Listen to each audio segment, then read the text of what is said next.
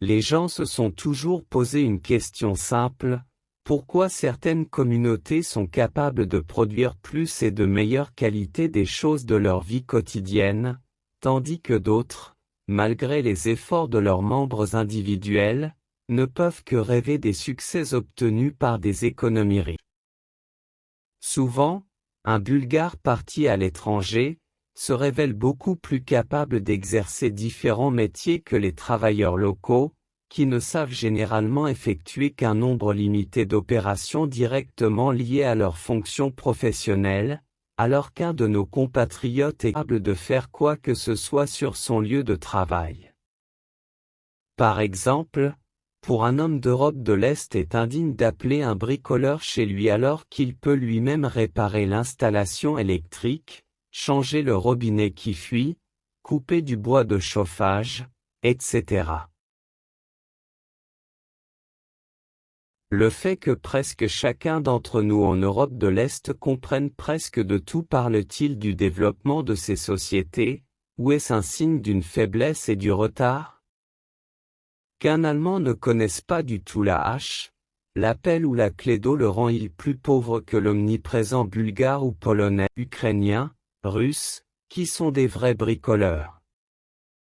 Bien au contraire, dans une société riche, tout le monde connaît son métier et se spécialise étroitement dans un domaine professionnel particulier. En effet, combien d'heures par jour un lauréat du prix Nobel d'économie consacre-t-il aux tâches quotidiennes? Conduit un taxi en dehors des heures de travail et consacre-t-il seulement 1 heure ou 2 à la recherche? Où la science occupe au moins 14 à 16 heures de sa journée, le reste du servant qu'à restaurer la force pour le prochain jour créatif? Il en va de même pour toute autre profession. Récemment, il est devenu clair que pour maintenir leur plus haut niveau mondial, les gymnastes bulgares sont dans le hall pendant 12 à 13 heures par jour. Tout le reste est pris en charge par leurs nombreux entraîneurs et assistants. Notre joueur de tennis de renommée mondiale Grigor Dimitrov a également décidé pendant un certain temps d'être son propre entraîneur, téléphoniste, raquette à tricoter, etc. En conséquence, ses résultats ont chuté si fortement qu'il a été obligé de réparer les en attirant d'urgence un jeune entraîneur connu pour ses méthodes innovantes dans son travail et en dirigeant avec lui divers spécialistes strictement responsables de chaque aspect spécifique de la vie du joueur de tennis professionnel.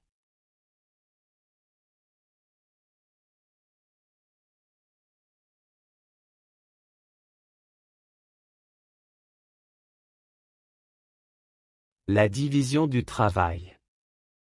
Pourquoi la division du travail est-elle si importante dans notre vie quotidienne?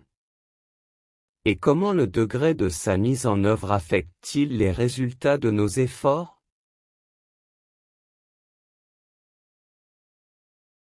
Il y a 4 décennies, pendant le boom de la construction individuelle en Bulgarie, lorsque pratiquement toutes les familles paysannes construisaient leurs nouvelles maisons, il était courant pendant les week-ends de rassembler les voisins et les parents du constructeur de sa nouvelle maison pour l'aider à couler le béton.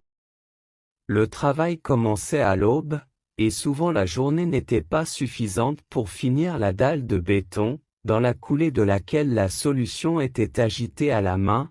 Si souvent les travailleurs pataugeant le béton devaient être éclairés par de puissants projecteurs jusqu'à minuit. Naturellement, tout le travail acharné terminait par un festin sérieux, qui encore renforçait les relations entre les personnes pour lesquelles il était important d'être sûr qu'à tout moment elles pourraient recevoir le soutien de ceux qui les entouraient.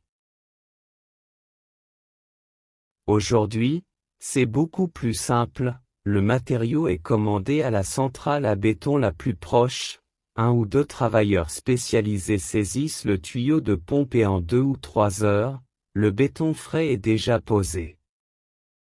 Maintenant, il n'est plus nécessaire de tenir des relations de voisinage étroites.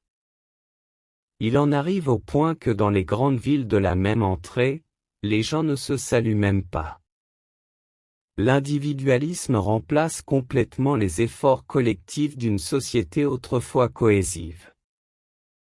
Ce n'est pas un hasard si les Bulgares qui visitent les pays à l'ouest notent que les sociétés développées sont composées d'individualistes qui ne semblent pas avoir de motivation sérieuse pour construire et maintenir des relations de voisinage à long terme.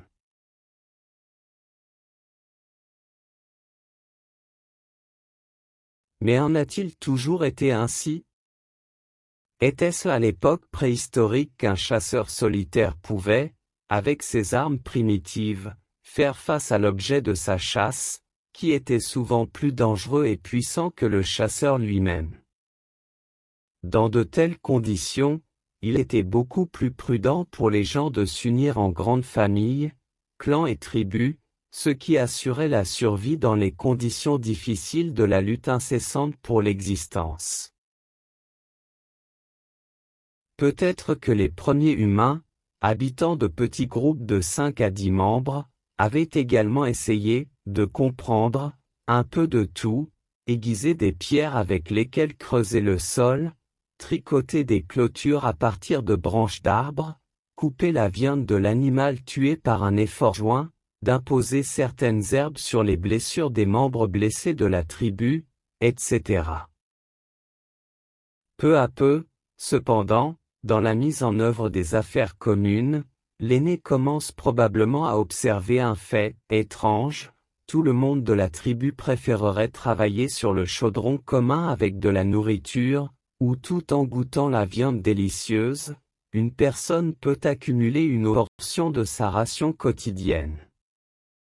En même temps, il était difficile de convaincre les autres membres de la tribu que les flèches pour les arcs n'étaient pas moins importantes que la viande délicieuse. Par conséquent, même dans les temps anciens, avant même que l'argent et les ne soient connus du peuple, le besoin d'un centre organisationnel s'est fait sentir pour répartir les tâches internes entre les membres des formations préhistoriques.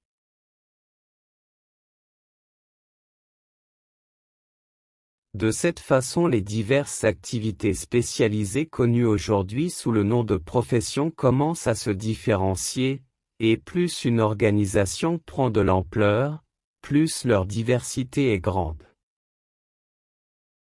Et le contraire, si par exemple un de nos contemporains, assez éduqué et compétent, se trouve sur une île inhabitée, les seules compétences dont il aura besoin seront celles qui lui fourniront directement de la nourriture, un abri et de la chaleur. Les autres éléments de notre vie quotidienne lui sembleront un luxe inaccessible qu'on ne peut être fourni avec l'aide des deux mains seules, car tout le temps sera consacré à subvenir aux besoins fondamentaux.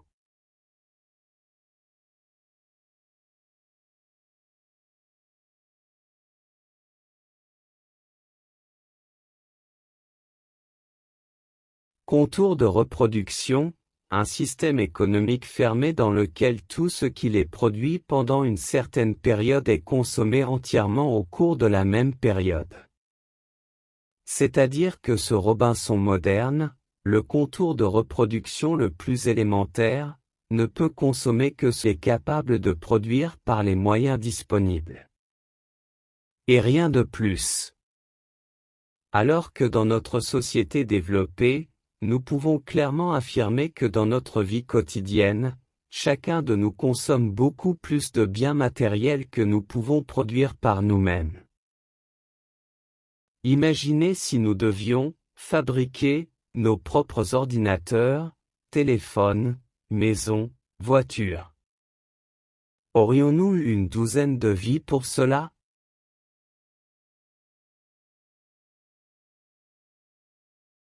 Et plus le système de division du travail dans lequel nous nous trouvons est grand, plus grande est la variété des produits à notre disposition. Vous vous êtes probablement demandé pourquoi il n'y a pas d'avocats, d'économistes, de physiciens et de chauffeurs de taxi dans le petit village provincial. Afin de pouvoir exercer une profession particulière, un minimum sanitaire d'utilisateurs potentiels est requis, qui fournissent à tout moment un emploi à temps plein aux spécialistes dans le domaine spécifié.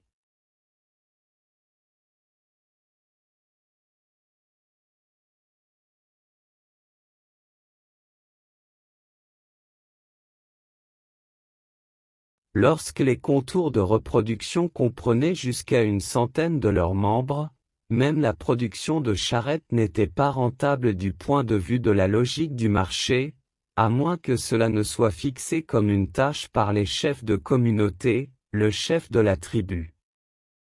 Plus tard le sénéodal. Jusqu'à il y a 3 décennies, les gestionnaires économiques qui géraient la construction de l'infrastructure dans un certain nombre de régions périphériques inefficaces, de Bulgarie. Infrastructure qui, aujourd'hui, dans les conditions du marché, est impossible à entretenir en raison du coût trop élevé de son exploitation, calculé par rapport au nombre d'utilisateurs. Par exemple, des milliers de voitures passent le long d'une rue de Sofia, capitale de la Bulgarie, par jour, des dizaines de milliers dans une rue de Paris, tandis qu'au même coût d'entretien d'une rue similaire dans une région montagneuse reculée ne passent que quelques véhicules, et une quantité importante de bétail. Il en va de même pour tout système de division du travail qui s'est fixé des tâches spécifiques telles que la préparation à la guerre, l'élévation accélérée du niveau de vie de la majorité de la population et d'autres objectifs similaires qui n'ont rien à voir avec ceux fixés par le marché, l'accès à la technologie pertinente, bien sûr. Et les charrettes produites par un artisan à plein temps ne deviennent économiquement opportunes qu'après que le marché potentiel ait atteint un seuil minimum de consommateurs possible, peut-être plusieurs milliers de paysans. Pour que la production de voitures Trabant, fierté de l'industrie automobile est-allemande à l'époque du socialisme, soit possible et opportune, très probablement un marché à plusieurs centaines de milliers de consommateurs potentiels était nécessaire. Tandis que pour produire avec un prix garanti, à long terme, une grande variété de voitures de luxe telles que Mercedes, BMW, Peugeot, Renault, etc., il est nécessaire que le marché fournisse plusieurs centaines de millions, et plus, de consommateurs potentiels. Dans 5 ans ils vont jeter leurs modèles obsolètes, pour les exporter dans les pays de l'Est et Sud pauvres, afin d'acheter des modèles innovants, soutenant ainsi de nouvelles vagues de recherche dans les entreprises manufacturières.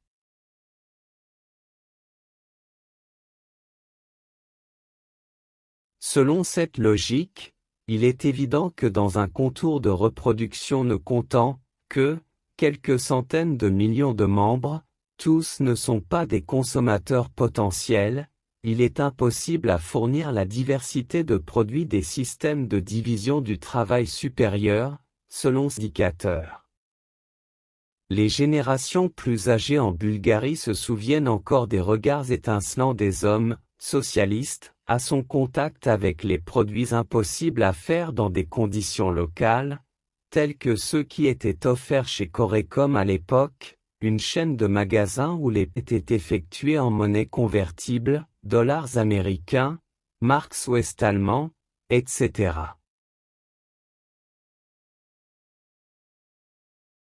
Les jeunes Européens d'aujourd'hui ne peuvent pas ressentir le « frisson » des générations de Bulgares solvables de l'époque en achetant à noir des occidentales jeans, de la musique, de l'alcool, des cigarettes, des voitures, des appareils ménagers, etc. Bien sûr, il y avait des exceptions à cette règle, mais en général, de nombreux économistes avaient noté en ce moment que les Bulgares refusaient catégoriquement d'acheter une marchandise indigène, dont la production fournissait le plein emploi à l'ensemble de la population, en présence de son analogue occidental accessible, production dans des conditions du degré de division du travail plus élevé.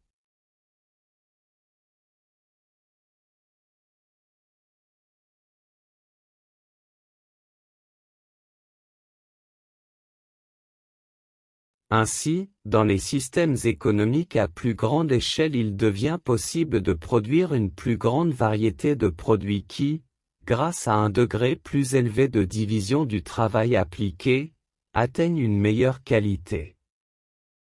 Par exemple, la qualité des chaussures est différente des systèmes à grande échelle, l'avantage étant toujours, lorsqu'il est possible d'obtenir une concentration et une spécialisation plus élevée de la production. Un autre exemple, lors de l'assemblage du Trabant mentionné, on avait probablement eu recours à un nombre nettement plus restreint d'ateliers distincts et tout a été fait sur des tours universels soumis à des réajustements répétés en fonction de l'ébauche requise. Alors que la production d'une voiture moderne nécessite une quantité inimaginable de détails créés par des centaines et des milliers de fabricants différenciés en fonction de leur spécialisation. Dans ce contexte, il convient de noter l'intérêt accru récent des principaux constructeurs automobiles pour les conditions d'ouverture de la production de composants en Europe de l'Est, après que le coût de la main-d'œuvre en Chine a commencé à augmenter rapidement. À la lumière de ce qui a été dit, la logique de la politique économique menée dans certains anciens pays socialistes au cours des 3 dernières décennies, comme la Bulgarie, par exemple, est discutable. Dans le cadre de cette politique, tout a été fait pour détruire les producteurs nationaux relativement plus compétitifs, dont certains avaient réussi à concurrencer les grandes sociétés transnationales, pour être remplacés par de petites entreprises fragmentées, pour qui, au moment de leur création, était clair qu'elles n'avaient pas le potentiel d'obtenir des résultats positifs dans le domaine de la concurrence internationale.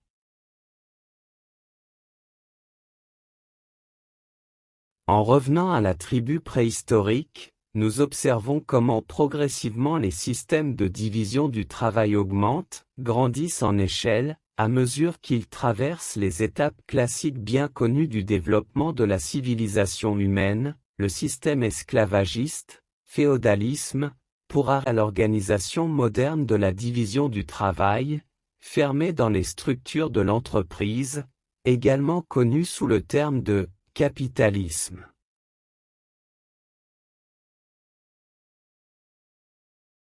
Dans l'histoire, il y a suffisamment d'exemples où, en même temps, dans l'écoumène particulière, il y a une coexistence de certaines ou de toutes les formations socio-économiques énumérées.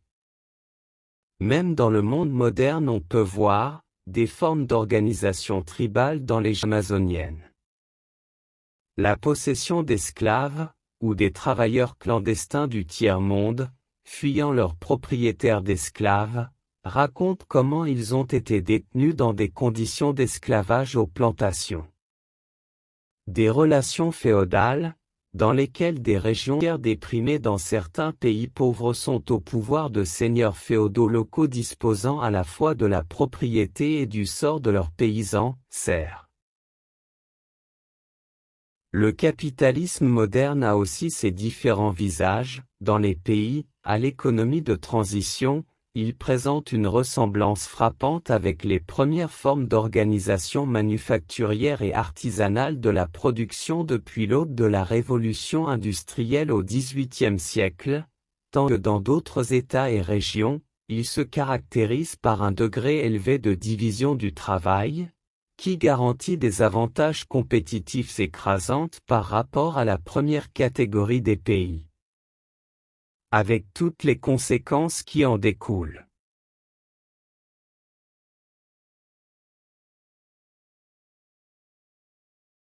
Allons un peu plus loin dans les profondeurs de l'histoire, quelque part là-bas, chez l'homme des cavernes, tout semble élémentaire simple, sa survie dépend uniquement des efforts individuels et de la capacité d'assurer de manière indépendante la protection de sa famille contre les agressions environnementales.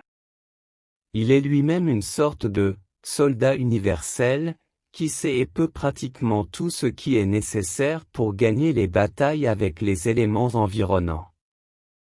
D'un point de vue économique moderne, c'est un contour de reproduction fonctionnant avec une efficacité extrêmement faible. Nous voyons qu'un tel comportement est obligé d'avoir Robinson Crusoe du célèbre roman de Daniel Defoe. Nous nous souvenons que malgré toutes les connaissances et l'expérience du « grand » monde, le héros littéraire n'avait jamais réussi à fabriquer une pelle élémentaire. Et ce n'est que grâce à la Providence, sous la forme d'un autre navire qui a subi un naufrage, d'où la fourniture des outils nécessaires, qu'il a survécu assez longtemps pour attendre son salut. En ce sens, le travail de Defoe est une excellente illustration du fonctionnement des thèmes économiques élémentaires.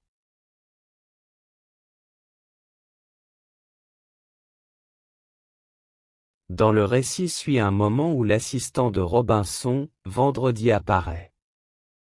La question se pose immédiatement de savoir comment, du point de vue du fonctionnement plus efficace de ce système élémentaire de division du travail, l'énergie du travail de la main-d'œuvre supplémentaire est utilisée.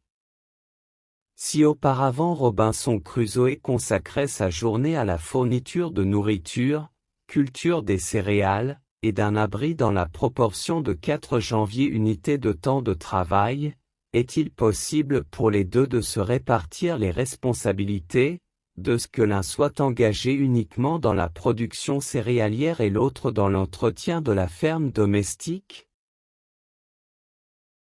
Supposons qu'une telle tentative ait été faite et que le premier acte de division élémentaire du travail ait été réalisé. Vendredi a commencé à construire une clôture plus forte autour de la maison, tandis que Robinson Crusoe se concentrait entièrement sur la culture des céréales. Et quel est le résultat immédiat? Si la journée de travail est de 10 heures, alors seulement pour 4 heures par jour, et pas plus, et dans le cas général plus rapide, grâce à la spécialisation acquise, Vendredi est capable de faire face à toutes les tâches ménagères, assurant le confort des deux colocataires, après quoi il n'a d'autre choix que de se livrer à un repos mérité, à la jalousie de son sauveur, puis il l'a sauvé des griffes de cannibales maléfiques. Cependant, la situation de Robinson lui-même, qui doit dégérir de gorge, n'est pas sans nuages. Il est clair que les 8 heures précédentes consacrées à la nourriture ne suffisent plus à garantir la quantité de nourriture nécessaire pour les deux. Regardons la situation avant et après l'apparition de Vendredi. Les schémas suivants sont obtenus, lorsque Robinson est seul et fonctionne comme un contour de reproduction élémentaire. Il consacre son temps dans la proportion de 8 heures à la production céréalière et 2 heures pour fournir un abri. Lorsque Robinson et Vendredi agissent comme un contour de reproduction compliqué, le temps est réparti comme suit: Vendredi 4 heures pour fournir un abri à 2 personnes, Robinson Crusoe 16 heures pour la production alimentaire pour 2 personnes, en tenant compte de l'effet de la spécialisation ultérieure. Le temps est progressivement raccourci, mais dans ce cas, ce n'est pas principal. Il est évident qu'avec une telle répartition du temps de travail, Robinson Crusoe est incapable de fournir toute la norme de nourriture pour les deux et il faudra soit que chacun produise les deux lui-même, soit à un moment donné Vendredi vienne en aide à son malheureux camarade. Du point de vue du fonctionnement optimal de ce système économique compliqué, il est évident qu'il est nécessaire d'inclure plus de producteurs de céréales qui, dans leurs heures de travail, travaillent pour les besoins généraux de la nourriture, alors que dans le même temps notre Vendredi investit toute son énergie à faire du logement pour tous les membres de ce contour de reproduction plus compliqué. Si nous procédons à la mise en œuvre de l'option la plus élémentaire, à première vue, avec la fourniture de 3 producteurs de céréales supplémentaires pour compléter les approvisionnements alimentaires, il est évident que des excédents apparaissent dans ces derniers, avec lesquels il n'est pas clair quoi faire. Et cela se produit dans les conditions d'une économie fermée, qui n'interagit pas avec le monde extérieur. Le même problème émerge constamment dans l'histoire ultérieure de la civilisation humaine, et sa solution temporaire n'a été trouvée qu'avec l'action des mécanismes du marché, dont le potentiel d'impact dans le monde moderne approche déjà de son épuisement. Plus largement, le problème sera examiné ultérieurement.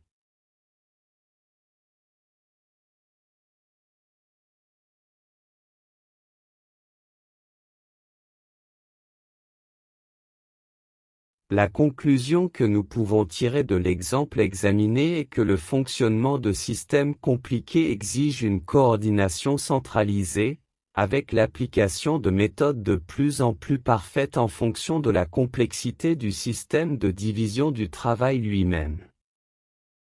Dans notre exemple, nous pouvons convenir que ce centre de coordination est Robinson Crusoe lui-même.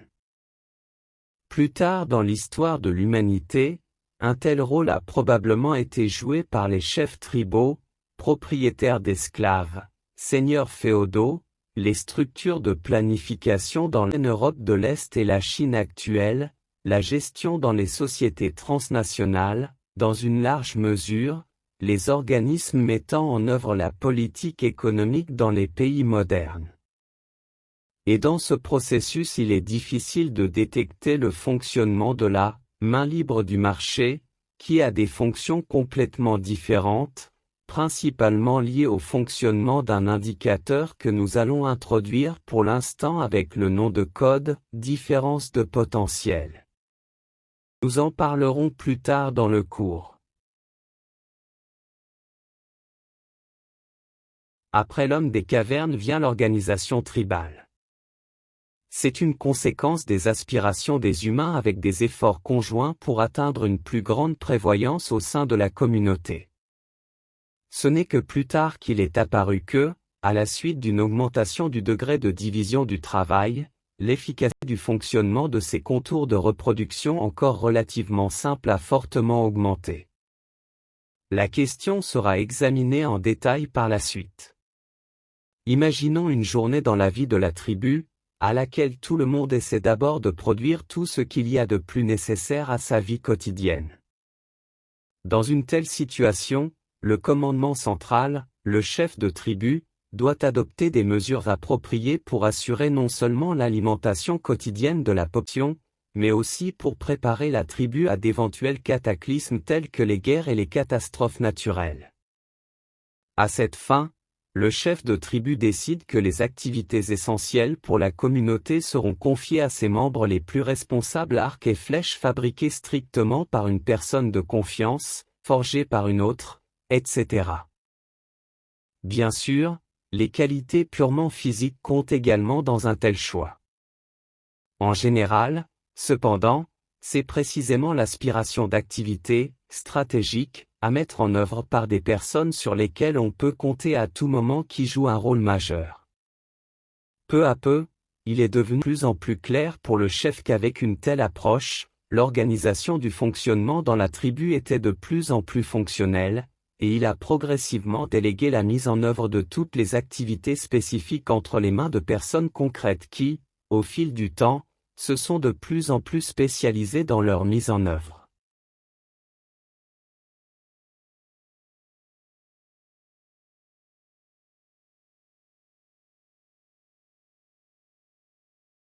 L'effet de l'augmentation de la productivité apparaît comme le résultat de la réalisation de ce que nous appelons une division technologique du travail, avec un impact positif ultérieur par le biais de la division naturelle du travail. Dans ce cas, nous avons introduit deux nouveaux termes. Essayons de les expliquer plus simplement. On parle de division technologique du travail au moment de l'acte de redistribution des responsabilités du travail au sein de l'unité de production en expansion conduisant à la simplification des opérations de production, qui acquièrent une forme fondamentalement nouvelle. Par exemple, jusqu'à hier, la production d'épingles, le célèbre exemple d'Adam Smith, avait été effectuée par un artisan, qui avait produisé un exemplaire par jour. Dans l'acte de division technologique du travail, dans le même cas, l'ensemble du processus de production est divisé en 10 opérations distinctes effectuées par 10 ouvriers, moins qualifiés que l'ancien artisan. Ils ont réussi à atteindre la production de 48 000 épingles, qui divisées en 10 travailleurs ont donné des résultats d'activité considérablement accrus à chacun des employés. Citons directement Adam Smith à partir de son œuvre fondamentale. Ainsi, ces 10 ouvriers pouvaient faire entre plus de 48 milliers d'épingles dans une journée, donc, chaque ouvrier, faisant une 10e partie de ce produit, peut être considéré comme donnant à la journée 4800 épingles. Mais s'ils avaient tous travaillé à part et indépendamment les uns des autres, et s'ils n'avaient pas été façonnés à cette besogne particulière, chacun d'eux assurément n'eût pas fait 20 épingles, peut-être pas une seule, dans sa journée.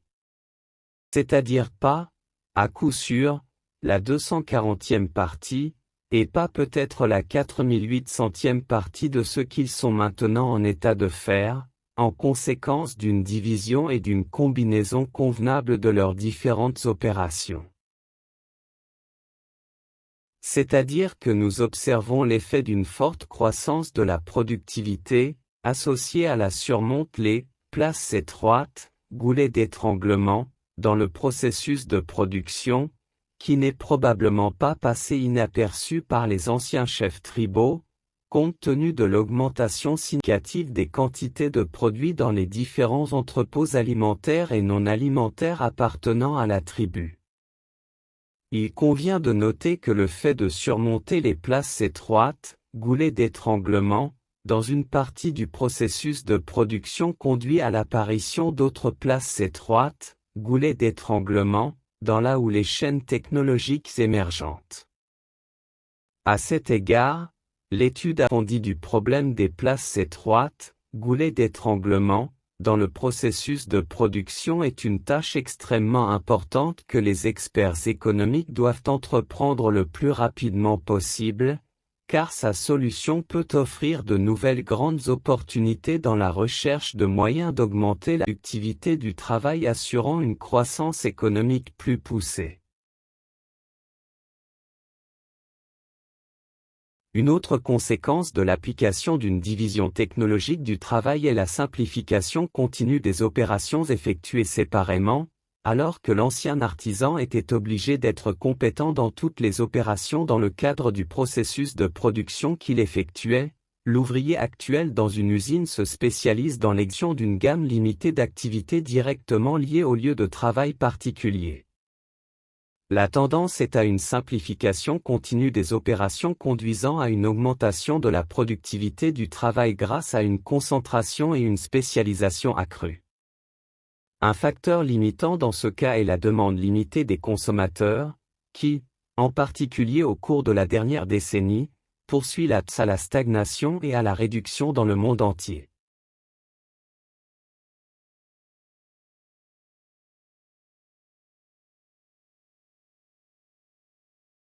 À son tour, la division naturelle du travail ne se manifeste pas tant qu'une division technologique du travail n'a pas eu lieu. Une fois dans la position de travail, qui n'existait pas avant l'acte de division technologique du travail, un travailleur commence progressivement à absorber de plus en plus ses nouvelles obligations de travail, et ainsi, grâce à la spécialisation, il augmente fortement sa productivité individuelle. Et plus il effectue d'opérations uniformes, plus il progresse dans sa productivité. L'inconvénient ici est la monotonie du travail effectué, ce qui rend beaucoup critique à l'égard de telles méthodes de travail. Rappelez-vous le film de Charlie Chaplin, Les temps modernes. La logique d'un tel raisonnement, cependant, nous conduirait à l'homme des cavernes, qui a l'infinie variété de tâches à résoudre, tentatives de survie élémentaire dans l'environnement extrêmement hostile. Les organisateurs du processus de travail peuvent également contribuer à la croissance de la productivité individuelle grâce à la division naturelle du travail en sélectionnant soigneusement les candidats les plus appropriés pour chaque emploi. Il est évident que le champion de boxe poids lourd n'est le candidat le plus précis pour travailler avec des métiers à tisser textile finement réglés pour la production de dentelles, tandis que la jeune fille fragile et mince ne se sentirait guère à l'aise dans la forêt lors de la coupe d'arbres centenaires nécessaire à l'industrie du meuble.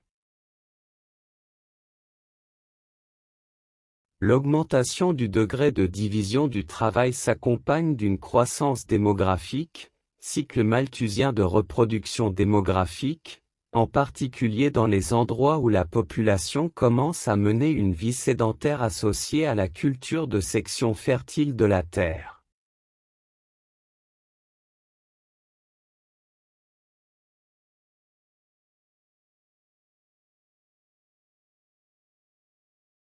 Cependant, certains peuples anciens ne menaient pas une manière aussi sédentaire d'organiser la vie publique. Il existe également de nombreux groupes tribaux qui se déplacent continuellement d'un point à un autre sur leurs chevaux. Leur principal moyen de subsistance est lié à l'élevage de bétail, à la chasse, aux attaques et au pillage, puis à la protection des agriculteurs sédentaires que nous avons déjà mentionnés. C'est pour cette raison que certains chercheurs associent l'émergence des premières formations étatiques à l'action de ces bandits initialement non stationnaires, qui avaient réalisé à un moment donné qu'au lieu d'attaquer et de ravager constamment certains territoires, l'option la plus pratique est simplement de les juguer et de collecter des impôts réguliers sur les terres contrôlées. Le bandit stationnaire devient un État qui évolue constamment dans ses manifestations pour atteindre ses formes modernes d'organisation. De nombreux pays anciens ont vu le jour de cette façon. L'énorme rôle positif de ces systèmes socio-économiques, qui sont organisés à partir du centre, est de parvenir à une consolidation supplémentaire des contours de reproduction dans lesquels l'activité économique a lieu. Pour la première fois, l'apparition du soldat professionnel a été observée, dont les fonctions étaient d'assurer la sécurité publique et de protéger son propre pays contre les empiétements d'autres bandits stationnaires. Comme nous l'avons déjà souligné, l'essaimage des activités publiques et leur transformation en professions distinctes est un phénomène strictement positif, car il est une conséquence de l'approfondissement de la division du travail, qui conduit à une augmentation de l'efficacité du fonctionnement des systèmes économiques. Ce n'est pas un hasard que même les physiocrates médiévaux ont noté que si nous voulons savoir laquelle de deux villes est plus riche, nous devons comparer le nombre de professions pratiquées dans chacune d'elles. Là où nous observons leur plus grande diversité, nous pouvons être que nous avons aussi une plus grande richesse en commun. Certains de ces pays ont atteint une telle échelle qu'ils sont devenus des empires qui ont laissé une trace durable dans l'histoire économique et commerciale de la civilisation humaine. Par exemple, les réalisations technologiques de l'Empire romain et de son successeur en Méditerranée orientale ont été répétées par la civilisation industrielle moderne plusieurs siècles et même millénaires après leur effondrement final.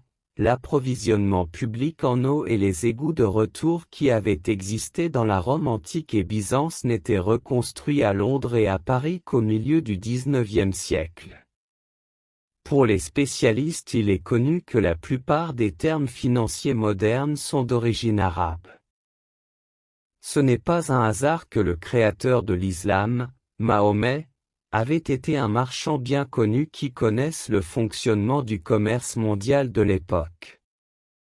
Dans l'Europe médiévale, l'islam avait été considéré comme une religion du domaine marchand, car une partie importante du chiffre d'affaires commercial entre l'Orient alors riche et l'Europe pauvre avait été effectuée par des représentants de cette religion.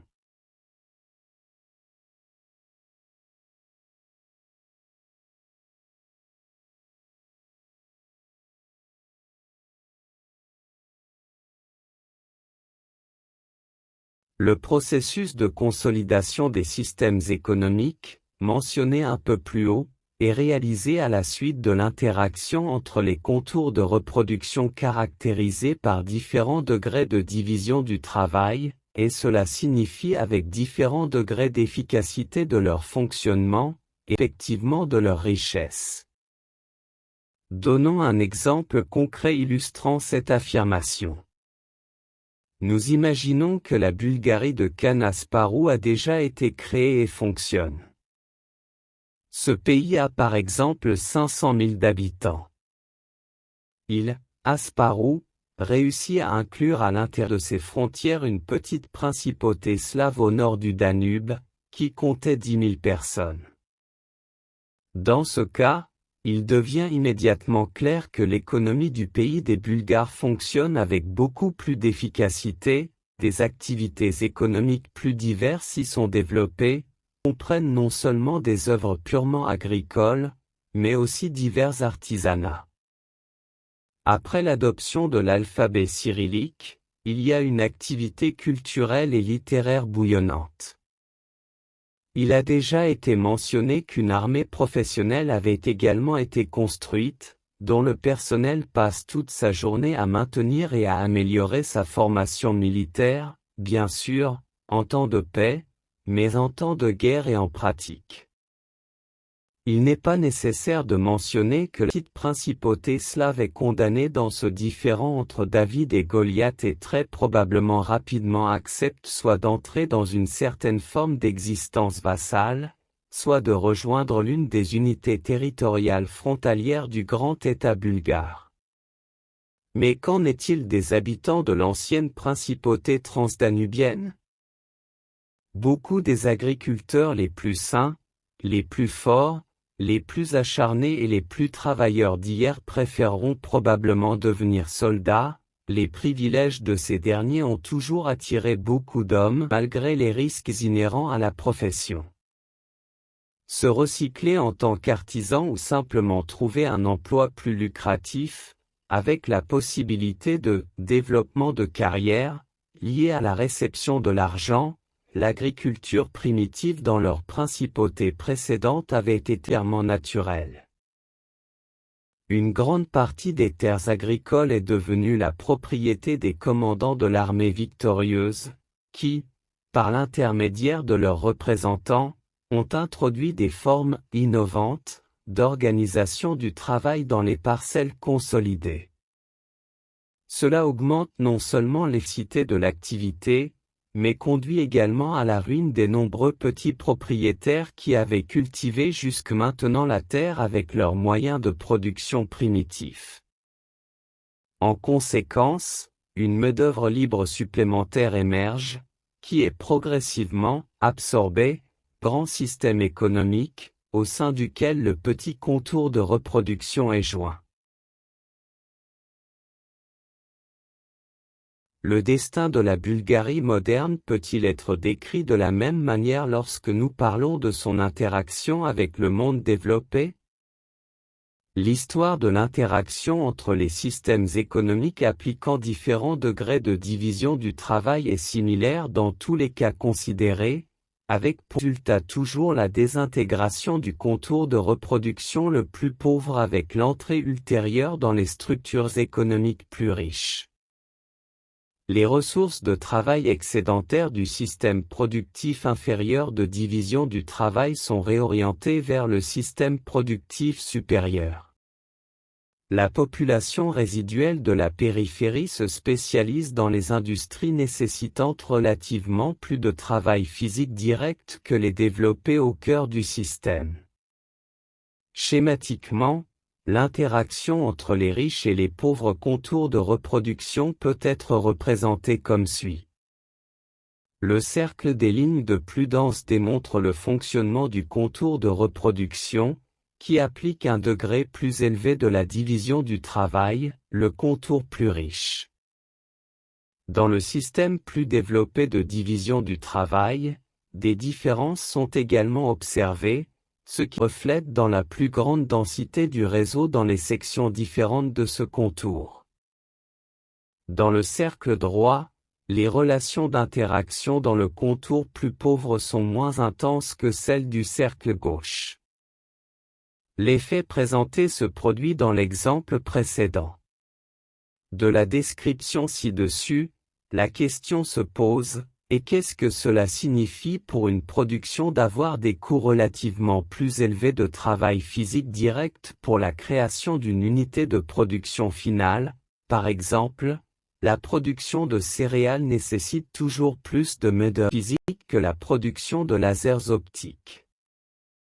Si nous supposons que dans l'économie en développement, il est nécessaire d'investir un total de 4 heures de travail pour la production d'une unité de grain, alors l'activité de travail mécanique, travail manuel est proche, dans la production occupe une part relative plus importante dans la valeur totale que cette partie relative dans la production de lasers optiques, où le coût total des heures de travail est, par exemple, de 50.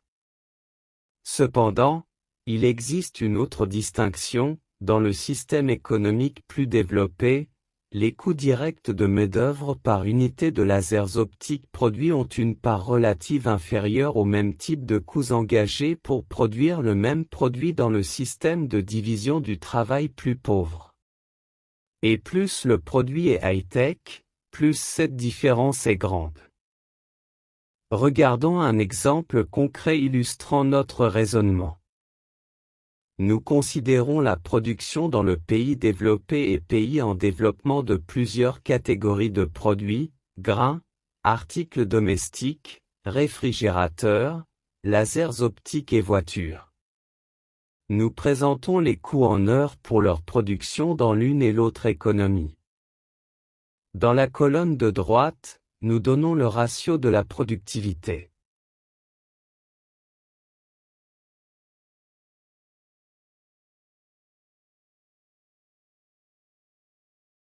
Nous voyons que plus un produit devient technologiquement complexe, plus la différence de productivité du travail dans l'économie développée et pays en développement est grande.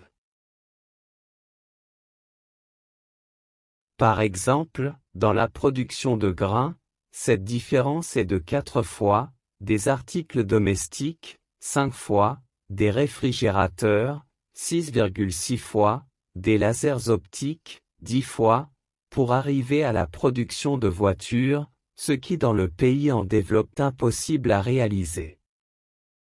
De ces régularités découlent des conclusions pratiques très sérieuses, que nous allons examiner plus loin.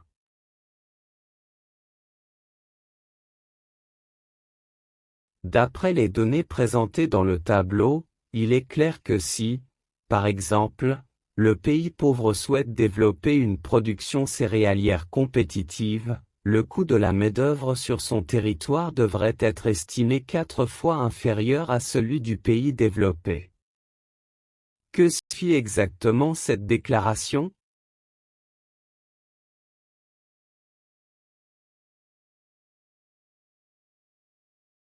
Rappelons que tout ce qui est produit dans le système économique fermé au cours d'une période est consommé complètement et sans résidus au cours de la même période, contour de reproduction. Dans notre analyse jusqu'à maintenant, nous nous sommes brièvement familiarisés avec les motifs qui poussent les dires des formations publiques à adopter l'une ou l'autre organisation de la division du travail. Notons que jusqu'à présent la monnaie est absente comme moyen d'assurer le fonctionnement de l'économie, et que tous les « échanges » s'effectuent selon des règles internes adoptées dans le contour de reproduction. Nous mettons le mot « échange » entre guillemets parce que dans le contour de reproduction le passage de certains biens matériels d'une main à l'autre ne peut pas être défini comme un échange, mais comme une distribution et une redistribution. Le terme « échange » est un concept purement marchand et a une signification économique complètement différente.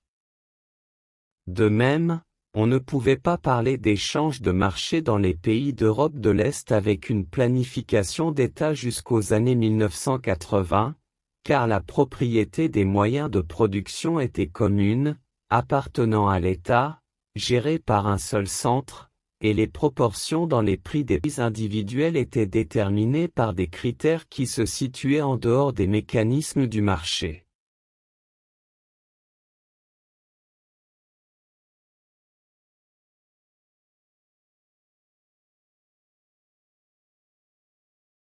Jusqu'à présent, nous n'avions pas parlé encore de l'argent, mais il joue un rôle décisif dans le fonctionnement normal de l'économie moderne.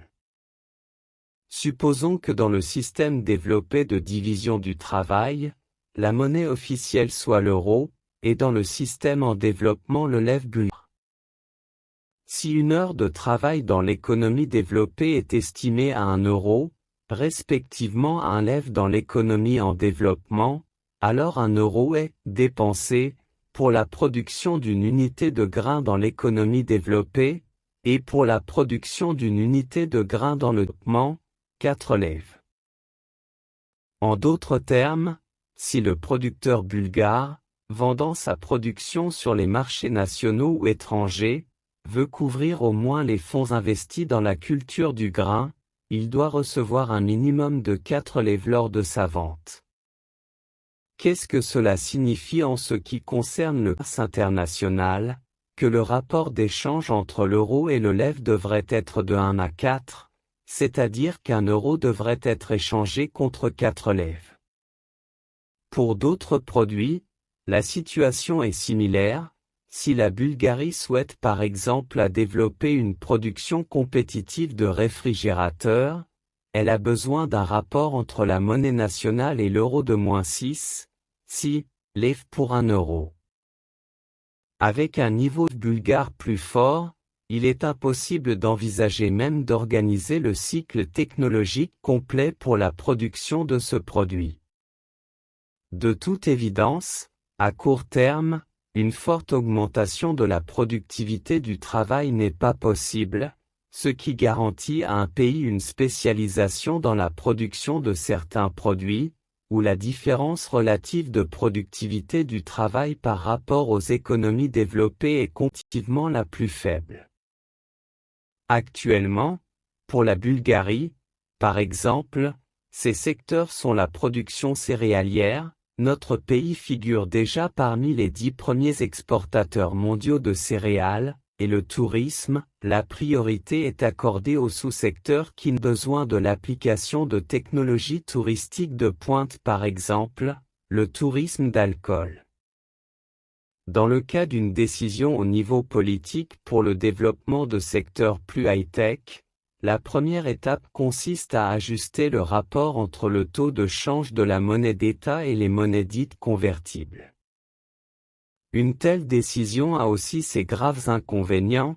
Ces critiques soulignent le plus important d'entre eux est la perte de pouvoir d'achat de la monnaie locale, après quoi la population doit consommer plus des produits intérieurs au lieu de ceux des importations.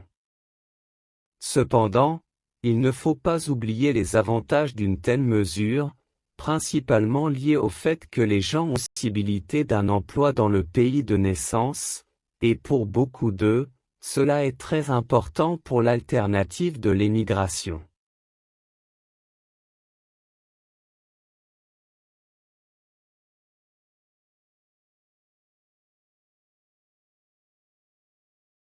Dans les manuels d'économie, vous lirez de nombreuses hypothèses incroyables sur l'origine de l'argent. Prenons un peu de temps pour présenter la nôtre.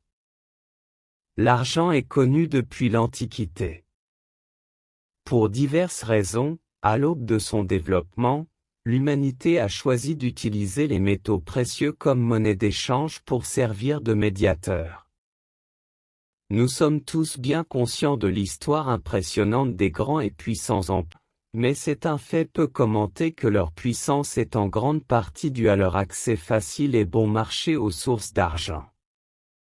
Avant l'apparition des grands scientifiques et penseurs grecs de l'Antiquité, avec toute leur culture, il y avait une exploitation active par la cité-État d'Athènes des mines d'argent sur son territoire, ce qui a permis au fil du temps d'approvisionner l'ensemble des écoumènes avec de l'argent athénien produit à faible coût. Cela a conduit à la possibilité de construire à Athènes la plus grande flotte marchande de l'époque et de mener une activité économique sans précédent, ce qui a créé les conditions préalables à toutes les autres activités culturelles caractéristiques d'une société prospère.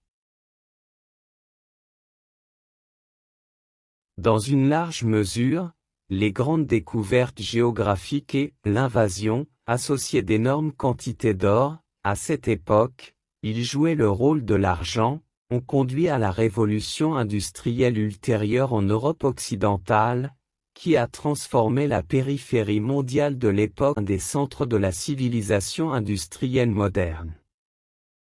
En seulement un siècle, 16, le prix de l'or en Europe occidentale a doublé, ce qui signifie que les prix nominaux dans cette partie du monde ont doublé, au grand désarroi de tous les pays environnants, qui reçoivent une énorme pression de la masse monétaire, à laquelle ils n'ont jamais fait face jusqu'à leur effondrement ultérieur. Par exemple, la première grande révolte des janissaires dans l'Empire ottoman était précisément liée à l'incapacité du sultan de l'époque à payer leurs récompenses monétaires dans des conditions de dépréciation de la livre d'or locale. Il convient de noter que dans le monde moderne la possibilité illimitée de créer des liquidités monétaires supplémentaires offre une variété d'options pour traiter relativement facilement, par rapport à d'autres pays, des problèmes de toutes sortes, y compris ceux liés à l'exécution du budget, à la couverture des engagements sociaux, etc. Par exemple, dans les années qui ont suivi la première phase active de la crise économique mondiale, qui a commencé en 2008, les banques centrales des pays ayant des monnaies convertibles ont créé de la nouvelle monnaie pour plusieurs milliers de milliards de dollars. Cette monnaie a ensuite été absorbée par les acteurs du marché sans provoquer d'inflation dans le secteur de la consommation. Ces opérations se poursuivent encore aujourd'hui.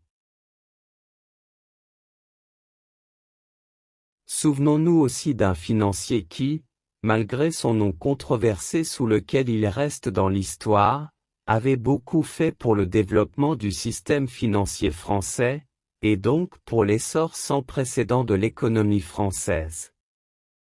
Bien que son expérience se soit soldée par échec, le fait qu'après ces réformes, le secteur capitaliste du pays ait fortement augmenté sa part dans l'économie commune n'a été nié par personne. Le niveau global de division du travail dans l'économie s'est accru de manière révolutionnaire pour laisser la France dans les rangs des écoles du monde développé jusqu'à ce jour.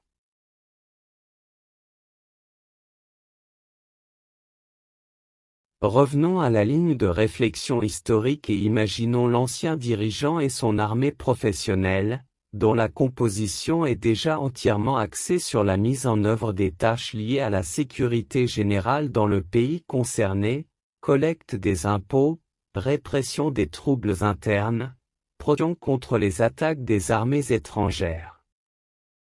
En cas d'engagement croissant, le soldat n'est pas en mesure de fournir de la nourriture à sa table par des heures supplémentaires sur sa propre parcelle agricole, ou louée. Il en va de même pour d'autres objets du quotidien créés auparavant dans le cadre de l'économie naturelle.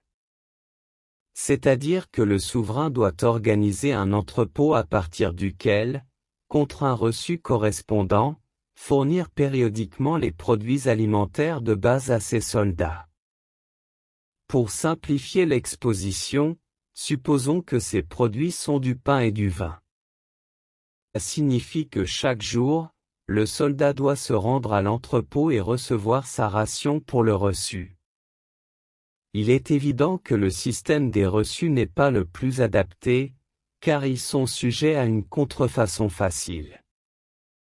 Ils se déchirent et s'usent rapidement.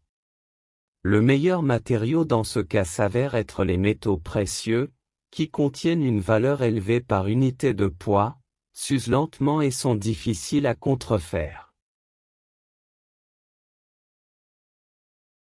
Dans la vie, nous pouvons voir différentes situations. Imaginons que notre ancien soldat soit envoyé en mission spéciale et qu'à la fin de la journée, il se retrouve dans un village de montagne isolé qui n'a pratiquement aucun lien avec le monde extérieur.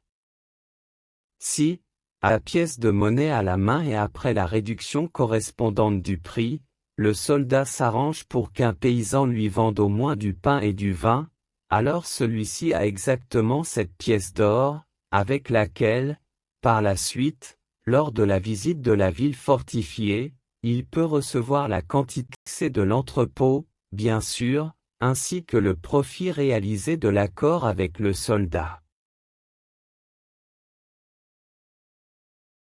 De cette façon, les pièces vivent leur propre vie indépendamment de l'entrepôt, même si à un moment donné ce dernier disparaît complètement. Les archéologues du pourtour méditerranéen continuent de tomber sur des pièces d'électrum frappées par l'ancien état de Lydie et distribuées dans le bassin méditerranéen. Nous avons tout lieu de croire que longtemps après que l'État lui-même eut cessé d'exister, l'entrepôt fermé, sa monnaie continua à servir aux transactions commerciales dans les territoires où les pièces d'électrum étaient déjà en circulation. Et personne n'a remarqué que le pays avait disparu depuis longtemps. Les gens gardent l'habitude d'obtenir ce dont ils ont besoin pour de l'argent. Bien sûr, ce processus est long et parfois douloureux. Les producteurs de l'économie naturelle tâtent le terrain, pendant longtemps, n'échangeant d'abord qu'une petite partie de leur production contre des pièces de monnaie, jusqu'à ce qu'ils soient pleinement convaincus que le système n'échoue pas et qu'on peut s'y fier pleinement.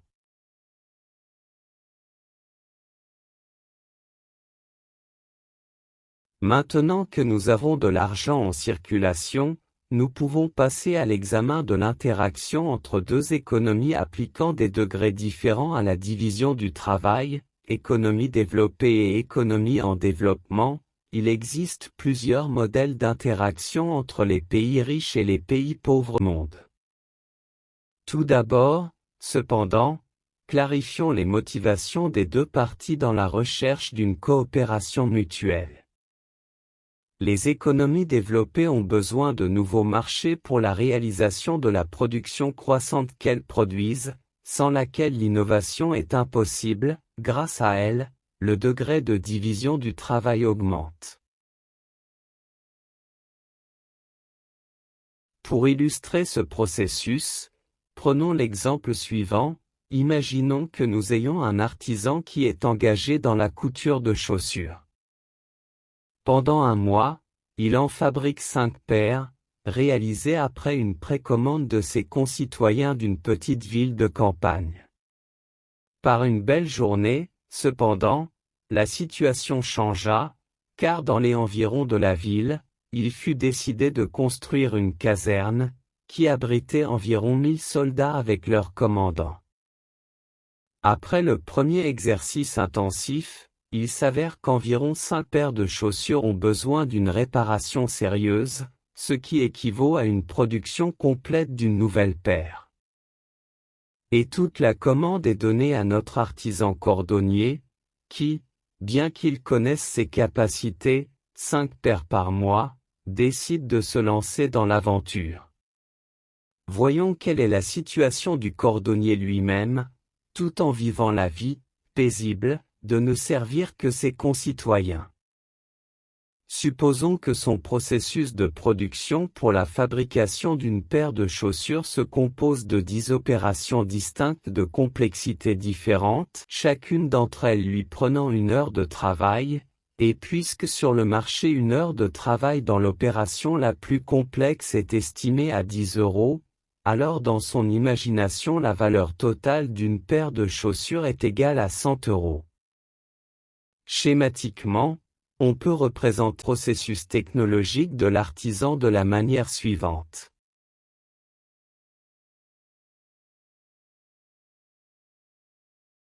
Après l'ordre de l'armée, une réorganisation générale de l'organisation globale du travail est nécessaire, car il est évident qu'avec les anciennes méthodes, sa mise en œuvre est impossible. De cette façon, l'ancien artisan devient un entrepreneur qui doit organiser des processus de production nécessitant des échelles d'activité complètement différentes. Tout d'abord, rappelons qu'il estime lui-même chaque heure de son travail à 10 €. Mais il le fait, parce que la partie la plus complexe de son processus de travail est évaluée précisément à une somme, et puisque c'est le cas, le temps de travail restant, à son avis, devrait être évalué à la même somme. Dans les nouvelles conditions, l'entrepreneur, et ancien artisan, décide de garder pour lui l'étape la plus complexe du processus technologique, prenant une heure et estimée à 10 €. Pour toutes les autres opérations, il embauche des ouvriers. Il avère que toutes ces étapes plus élémentaires du processus de production sont évaluées et moins chères, en moyenne 5 € de l'heure, sur le marché du travail. Après avoir embauché 9 ouvriers, qui n'étaient pas aussi qualifiés que lui au début, les coûts de fabrication d'une paire de chaussures pour l'entrepreneur sont tombés à 55 €, 10 € plus 9 fois 5 €. C'est le premier effet immédiat de la division technologique du travail. Mais il y a un autre effet, encore plus significatif. Après avoir assumé leur part du travail, les salariés autrefois peu qualifiés se spécialisent progressivement dans l'exécution de leur part du travail, à tel point qu'ils répètent l'effet de productivité décrit par Smith. L'usine de chaussures de notre entrepreneur prend désormais facilement les commandes provenant de la caserne militaire, et même les installations de production permettent de produire 100 paires de chaussures supplémentaires chaque mois, ce qui fait encore baisser la valeur finale du produit.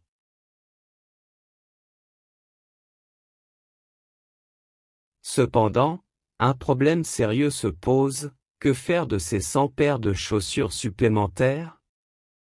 Le contour de reproduction dans lequel l'entrepreneur travaille est en équilibre relatif et ne peut pas absorber la production supplémentaire.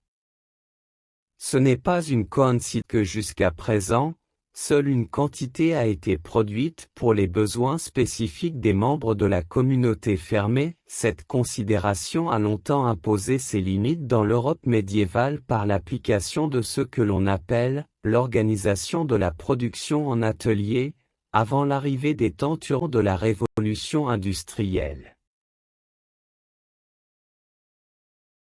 Pour le cordonnier, un autre gros problème se posera si tout à coup la caserne est fermée et que les commandes sont coupées. C'est exactement ce qui est arrivé à l'économie bulgare à la fin des années 1980 et au début des années 1990, lorsque notre principal consommateur a refusé d'accepter les produits que nous fabriquions, avec la technologie client, selon les conditions déjà convenues.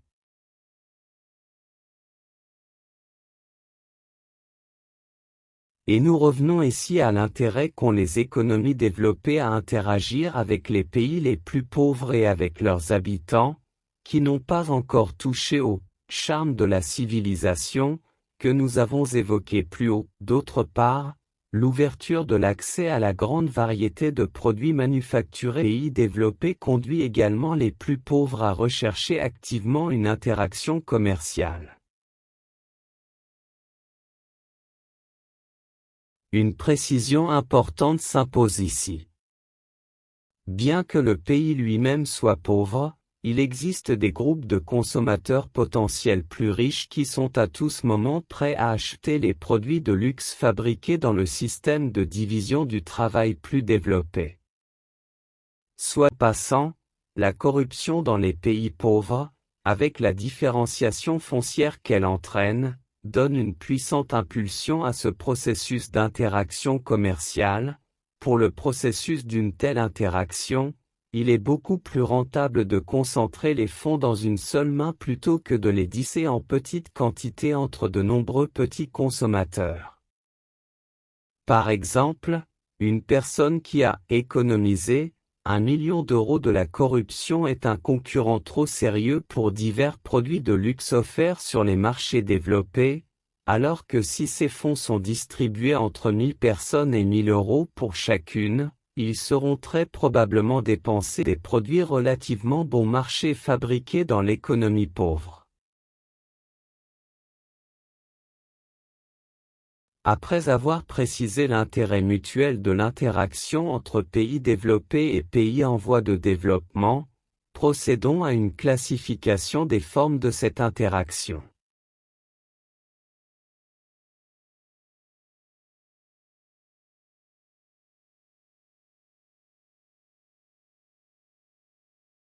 La première, dans l'ordre chronologique, est ce que l'on appelle l'interaction monoculture. Qu'est-ce que c'est? L'économie en développement se spécialise dans la production d'un groupe de produits de faible technologie nécessitant une forte participation directe de la main-d'œuvre. Avec la monnaie reçue, tous les autres produits de haute technologie nécessaires à la consommation de ces citoyens sont achetés. Quel est l'avantage et pourquoi cela mène-t-il à ce type de spécialisation low-tech? Rappelons que dans le pays développé la monnaie est l'euro et dans le pays en développement le lève. En ce qui concerne les céréales produites par les producteurs bulgares, il a été noté que si nous voulons qu'elles soient compétitives sur les marchés internationaux, dans l'exemple, au niveau de productivité de la main-d'œuvre du tableau, le rapport euro-lève devrait être de 1 à 4. Dans ces conditions, les prix des produits manufacturés dans les pays développés et en voie de développement présentés en euros sont les suivants.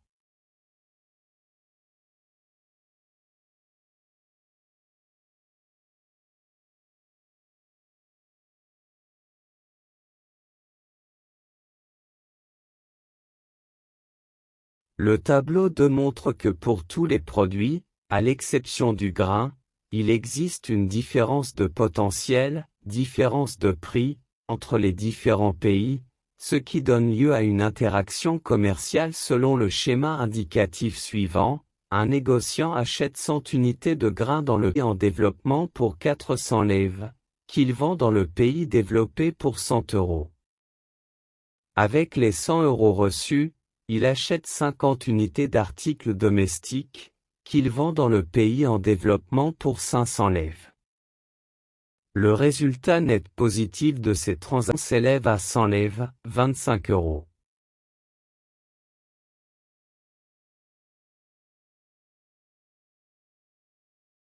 Si nous examinons les opérations commerciales par le biais de lasers optiques, nous obtiendrions l'image suivante: démarrer 100 unités de grain, 400 lèves, et recevoir 100 euros pour celles-ci, acheter 20 lasers optiques et les vendre dans le pays en développement pour 1000 lèves.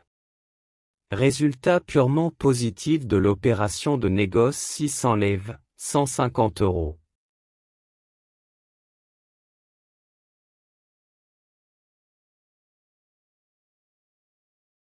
Nous constatons que plus l'écart de potentiel est grand, plus le secteur du commerce pourrait tirer des gains importants de l'interaction entre les deux pays, développés et en développement. À l'échelle macroéconomique, il s'agit de montants pour lesquels certains intérêts commerciaux peuvent conduire un lobbying actif dans un sens ou dans un autre. En l'absence d'un résultat positif, l'ingérence directe dans les affaires intérieures du pays en développement peut également se traduire par un soutien ouvert à certaines forces politiques ou par des actions militaires, coups d'État, etc. Comme nous l'avons déjà souligné, le pays en développement bénéficie également de certains avantages, qui ne se limitent pas à l'accès à des produits qu'il ne peut pas produire lui-même. Du point de vue des jeunes générations d'Européens de l'Est d'aujourd'hui, l'accès à une grande variété de services n'est peut-être pas un résultat particulièrement important.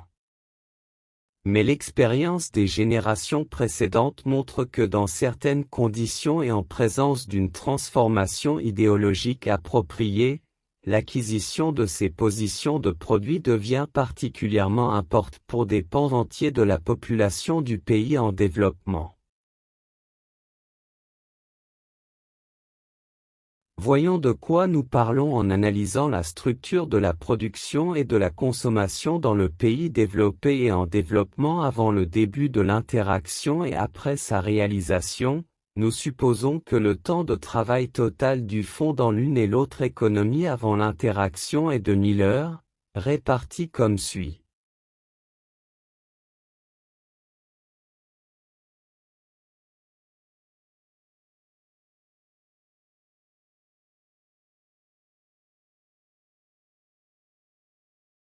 Le tableau montre qu'avant l'interaction le pays en développement produit lui-même 100 unités de grains pour la consommation intérieure, dans le pays développé 150 unités, 30 unités d'articles domestiques, dans le pays développé 150 unités, 10 réfrigérateurs, dans le pays développé 100 unités, 2 lasers optiques, dans le pays développé 30 unités. Le pays en développement est incapable de produire et de consommer des voitures, et dans le développé annuellement son produit est 10 unités.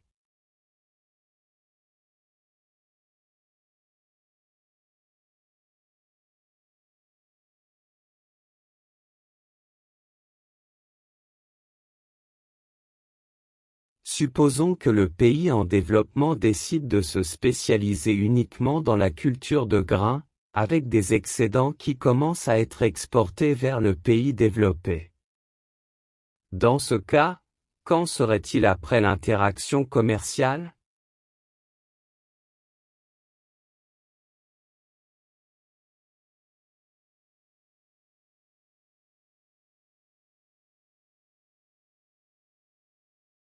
Il ressort clairement du tableau qu'après le début de l'interaction entre les deux économies, le temps de travail est réduit dans le pays développé, 50 heures, ce qui équivaut à une augmentation du chômage dans ce pays.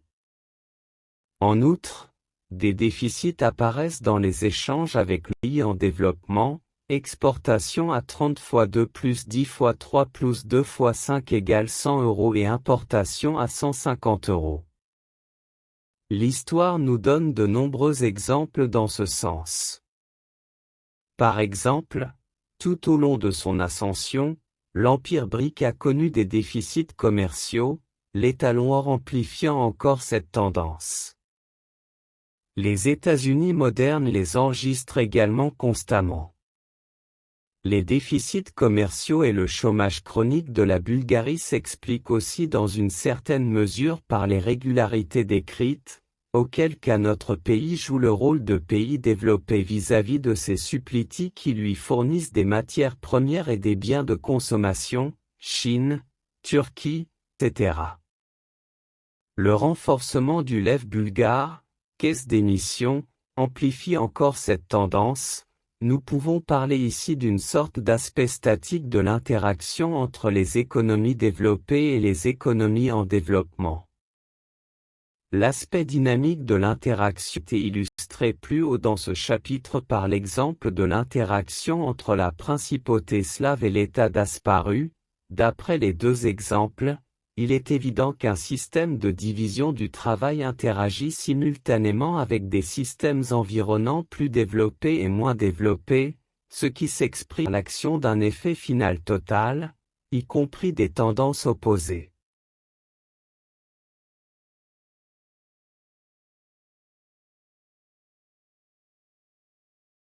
Une autre étude de cas qui nécessite une attention particulière se produit lorsqu'il y a une demande dans le pays en développement pour le produit la voiture inconnue avant l'interaction. Cependant, nous nous arrêterons là en laissant au gouvernement le soin de résoudre les proportions macroéconomiques au sein de l'économie nationale. Notre hypothèse de départ est que, dans les conditions fixées, cette demande peut être satisfaite en réexaminant la structure globale de la consommation, ce qui implique une modification de la structure générale des prix dans le pays en développement. L'un des inconvénients du modèle de monoculture est la nécessité d'une dévaluation continue de la monnaie nationale dans le pays en développement afin de fournir des avantages dans la lutte concurrentielle en termes d'accès aux marchés développés. La principale exigence dans le cadre de ce que l'on appelle le consensus de Washington est précisément le refus de dévaluer la monnaie nationale, que notre pays applique strictement depuis un quart de siècle par le biais de la caisse d'émission. Malheureusement, à cet égard, la Bulgarie est l'un des rares élèves exemplaires. Exemple, au cours de la dernière décennie seulement, la livre turque a été dévaluée 5 fois, 500%, par rapport au lev bulgare. La dernière chose à noter à l'occasion de l'interaction monoculture est qu'il existe un troisième facteur, le secteur du commerce, qui initie et organise tout le processus d'interaction entre les économies en appliquant différents degrés de division du travail, et qui tire les bénéfices de l'interaction en exploitant les différences de potentiel entre les différentes catégories de produits dans différents pays. Les représentants du secteur commercial peuvent être à la fois des résidents du pays développé et du pays en développement, ou des personnes juridiques enregistrées dans un pays tiers général. Dans notre exemple, nous parlons de ces 50 unités de coût de main-d'œuvre économisées dans l'économie développée, qui sont transformées en bénéfices financiers pour 50 €.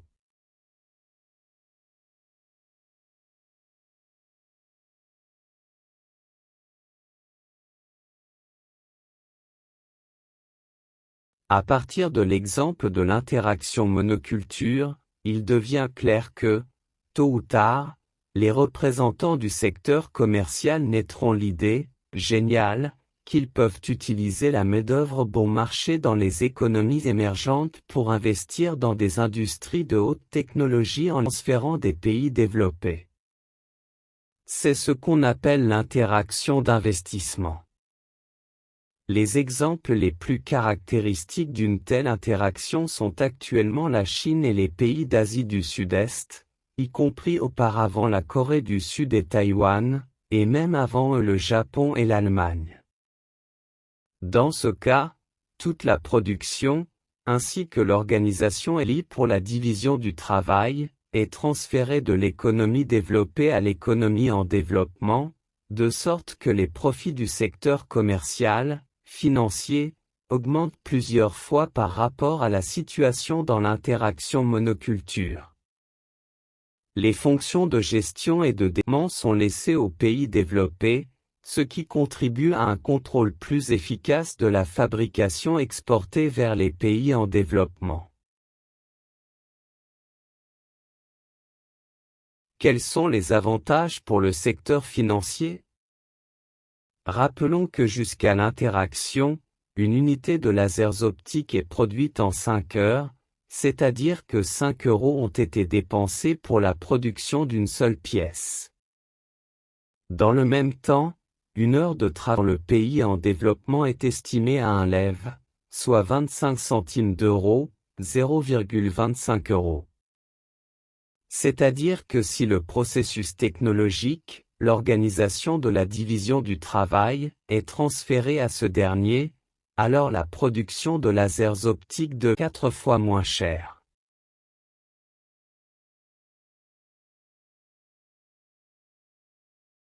Dans notre exemple, si nous prenons le cas extrême de la restructuration des productions, avec 1000 heures de capacité de travail totale dans le pays en développement, nous avons 750 € de bénéfices nets de l'interaction d'investissement que le secteur financier récoltera. Si l'on compare avec les 50 € de bénéfices que procure l'interaction monoculture, on constate que les bénéfices des intermédiaires ont le potentiel d'être multipliés par 15. Pour cette raison, après la libéralisation de l'économie mondiale par le biais des Reaganomics, le transfert de la production vers les pays en développement est devenu particulièrement intense à la fin des années 1970, ce qui a joué un rôle décisif dans la sortie du monde occidental de la grave crise de stagflation, combinant inflation et absence de croissance économique, de cette période. La principale condition pour le type d'interaction d'investissement est de ne pas procéder à une dévaluation, car après cela, les investissements déjà réalisés perdent une partie de leur valeur, bien qu'à l'avenir le pays devienne relativement plus attrayant pour le capital international en raison du coût moins élevé de la main-d'œuvre locale.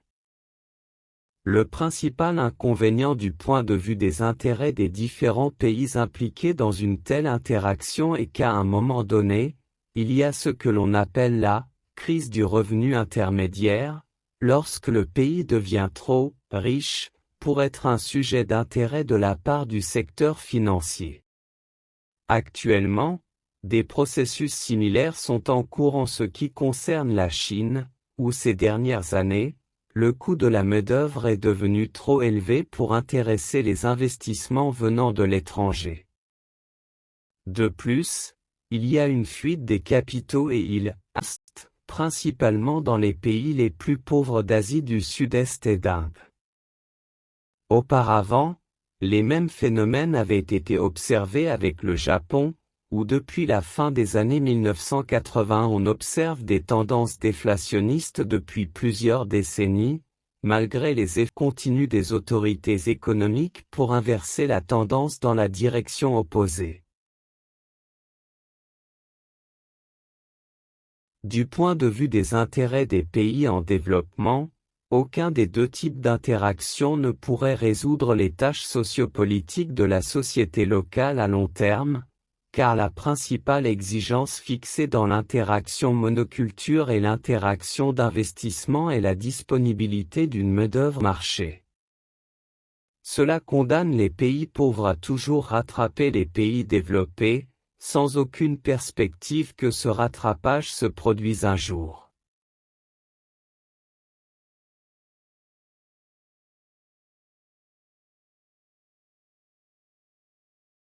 Dans des conditions d'expansion économique générale, présence d'une vague stable de la demande, une alternative pour les petits pays en développement est ce que l'on appelle le développement de clusters, qui vise à atteindre un degré de division du travail plus élevé que le plus élevé déjà atteint dans le monde.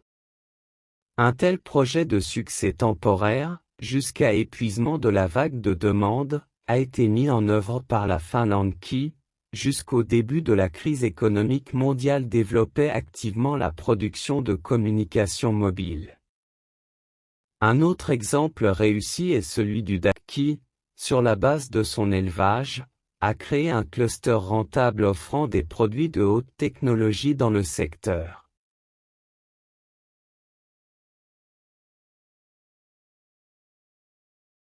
La répétition des tentatives de construction d'une économie autosuffisante basée sur la demande intérieure a déjà conduit à des échecs, les derniers sont ceux avec le Venezuela et le Brésil, car dans des systèmes de division du travail comptant plusieurs dizaines ou centaines de millions de membres, il est possible de reproduire les liens et les relations caractéristiques du système économique mondial impliquant plusieurs milliards de consommateurs et de producteurs potentiels.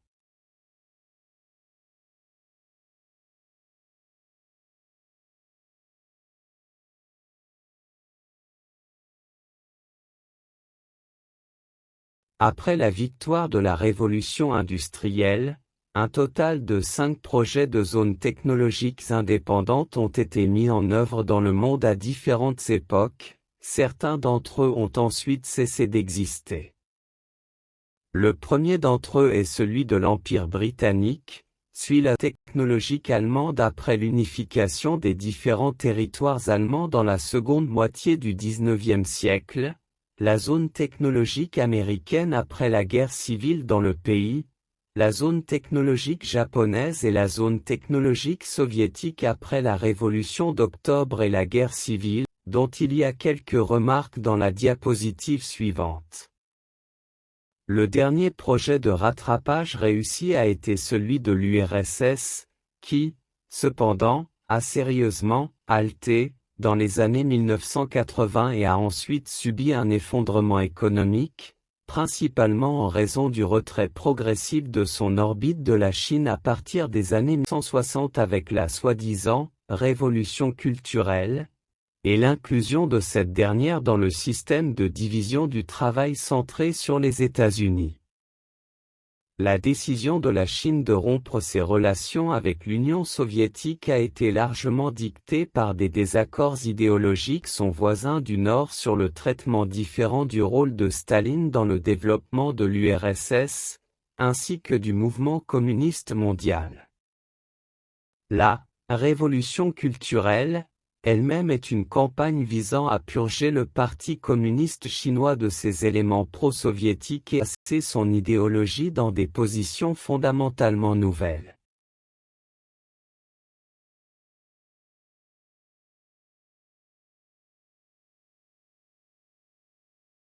Posez vos questions, s'il vous plaît.